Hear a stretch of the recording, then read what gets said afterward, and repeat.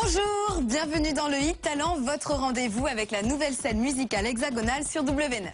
Et cette semaine, c'est encore un véritable florilège sonore que l'on vous propose, soit les 20 titres francophones du moment.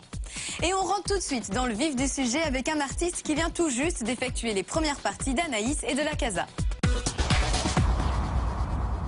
On avait découvert Marina un poil rebelle dans une émission de télécrochet, mais là c'est un univers de douceur qu'elle nous propose avec Libellule, son premier album, où elle a collaboré notamment avec Christophe Maly de Trio.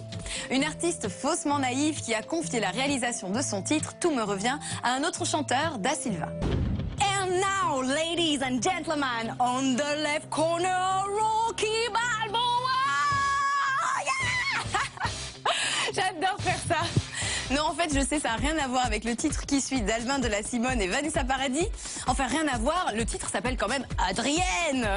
Du coup, ça m'a fait penser à Rocky. Alors, je me suis fait un petit plaisir. Allez, on les retrouve tout de suite à la 12e place de notre classement. Let's get into the rumble!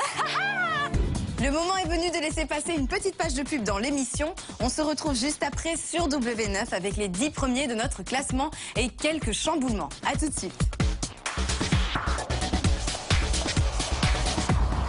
Bienvenue dans cette deuxième partie du Hit Talent, l'émission où la jeune scène musicale française fait la pluie et le beau temps.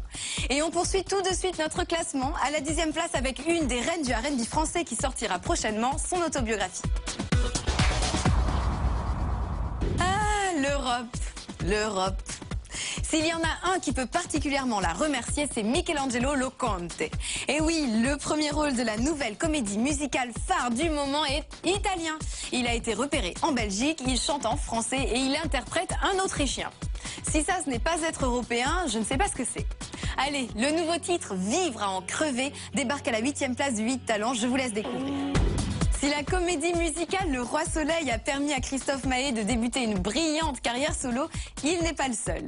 C'est également le cas d'Emmanuel Moir. Après le succès de Là où je pars, il prend un léger virage électro avec L'Équilibre, son deuxième album. Un virage assumé qui fait monter la température à l'image d'Adulte et Sexy qui est son premier extrait. Alors que le temps avance et que l'on s'approche de la fin de l'émission, c'est le moment de faire un retour en arrière grâce à notre récap image concernant les artistes se classant de la 10e à la 2e place. Et c'est parti pour un petit tour en musique.